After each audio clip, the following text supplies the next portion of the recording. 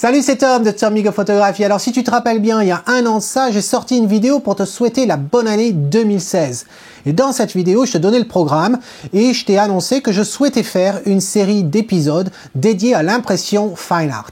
2016, c'est terminé et je n'ai jamais pu sortir cette série. Mais c'est pas grave, parce qu'elle sort maintenant.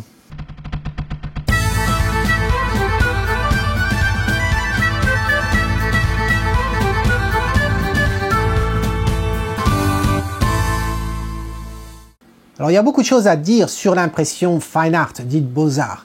Alors aujourd'hui, c'est l'introduction, mais il va y avoir plusieurs épisodes et on va essayer de couvrir un peu tout, mais dans le calme. Je ne vais pas me dépêcher. Alors aujourd'hui, dans cette introduction, on va peut-être un peu définir ce qu'est une impression fine art dite de beaux-arts. Mais pour pouvoir l'expliquer, il faut peut-être revenir 40 ans en arrière, et oui, en 1985. Ça fait pas 40 ans, mais presque. Et en 85, il y a une société américaine qui s'appelle Iris Graphics Incorporated et qui a sorti une imprimante jet d'encre grand format. Et cette imprimante a tout changé. Ça a été une véritable révolution puisque malgré son prix de 126 000 $ à l'époque, c'est énorme. Malgré son prix, l'imprimante a été extrêmement appréciée et utilisée par les imprimeurs, les artistes et les photographes qui, pour une fois, ont pu enfin reproduire leurs œuvres en respectant très précisément les couleurs d'origine et ainsi que le faire à haute résolution. Alors, 6 ans plus tard, il y a même un imprimeur américain qui s'appelle Jack Dugain qui a sorti un terme, le terme c'est J-Clay, pour différencier en fait les impressions qui sortent de cette imprimante Iris des autres imprimantes jet d'encre de l'époque. Parce que les autres imprimantes jet d'encre de l'époque n'étaient pas terribles du tout. Elles étaient bonnes vraiment que pour une utilisation de bureau, mais la reproduction d'art, ça ne le faisait pas. Alors, ce qui nous amène en fait à la différence principale entre une impression fine art de l'impression d'une photo classique que tu obtiens en allant à ton supermarché du coin, en allant à leurs petits écrans, ou bien même en ligne ou dans un magasin photo, le peu qui reste. Alors la grosse différence, c'est qu'en fait l'impression fine art, c'est une impression qui va être faite principalement à partir d'imprimantes à jet d'encre. C'est une encre d'archive ou c'est des encres d'archive et c'est sur un papier fait à partir de fibres naturelles telles que le coton ou bien même la soie dont le pH est neutre. Et cette combinaison des deux non seulement te permet d'obtenir un résultat visuel extraordinaire, mais aussi d'une longévité extraordinaire puisqu'on dépasse la centaine d'années dans des conditions normales. Alors aujourd'hui, on a à peu près 2 marques principales sur le marché, on a Epson et Canon, et à peu près 2 à 4 ans de ça, il y a eu une révolution dans l'imprimante jet d'encre, parce que enfin, je dirais les amateurs et puis les petits professionnels ont enfin pu s'offrir les imprimantes à jet d'encre pour pouvoir imprimer du fine art. Alors en gros, les prix ont chuté dramatiquement, ce qui est une très bonne chose. C'est d'ailleurs ce qui m'a permis, moi, de rentrer dans ce domaine-là. Alors quels sont les ingrédients nécessaires pour obtenir une impression fine art de qualité? En fait, il y en a 4. Et le premier ingrédient, eh bien, c'est d'avoir une bonne photo. Une photo de qualité. Et par photo de qualité, j'entends pas le sujet traité dans ta photo. Ça, à la limite, c'est complètement subjectif et ça n'a rien à voir avec l'impression, même si on va en reparler du sujet quand on abordera le papier.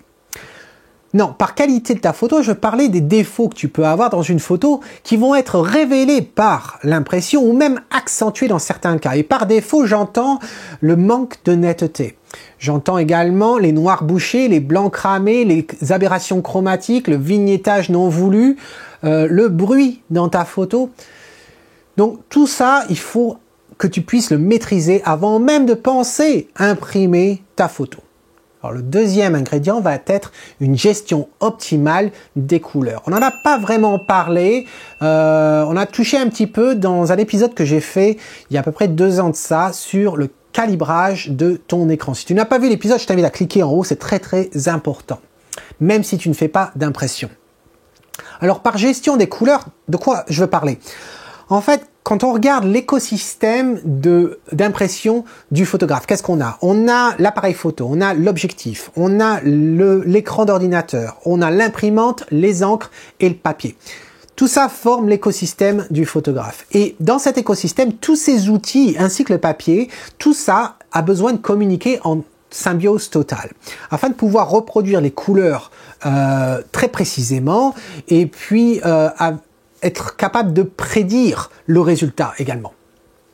Alors, on va commencer à parler de ce sujet-là dans la prochaine vidéo. Mais sache que la gestion des couleurs est très importante, même si tu fais que de la photographie monochrome, donc en noir et blanc. Ça s'applique à tout, que ce soit de la couleur ou du noir et blanc. Le troisième ingrédient, ça va être l'imprimante et les encres.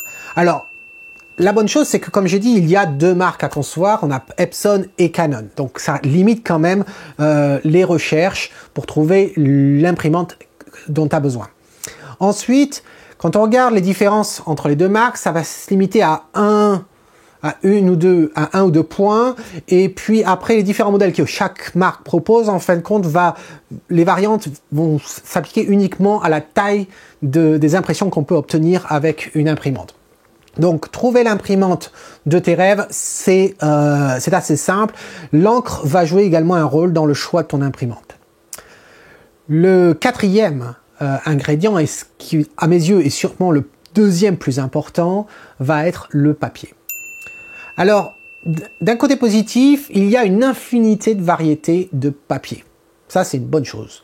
L'inconvénient, c'est de trouver lequel il va te falloir pour pouvoir bien transmettre la narrative de ta photo. Et ça, eh bien, c'est une tâche qui peut être extrêmement longue, pas forcément très amusante, mais surtout qui coûte cher. Et c'est peut-être ça qui peut rebuter certains au début de se lancer dans l'impression fine art, de savoir sur quel papier on va le faire. Avant, tu avais juste à te poser la question, est-ce que tu le veux en mat ou est-ce que tu le veux en brillant? Là, c'est un petit peu plus compliqué parce qu'il y a énormément de variantes entre le très brillant, le mat, etc. Donc on parlera effectivement de ça plus tard dans un autre épisode. Alors voilà les 4 ingrédients principaux pour obtenir une impression fine art de qualité. Dans l'épisode prochain, nous allons commencer donc à parler de la gestion des couleurs. Alors, n'oublie pas, il y a l'article de blog comme d'habitude. Le lien est dans la description, mais il s'affiche en haut. Là, tu as un lien. Alors, j'espère que tu es aussi excité que moi à l'idée de commencer ce voyage dans l'impression fine art. Et en attendant la prochaine fois, eh bien, c'est Tom Higo qui te dit, si tu aimes ce que tu vois, capture-le. Cheers!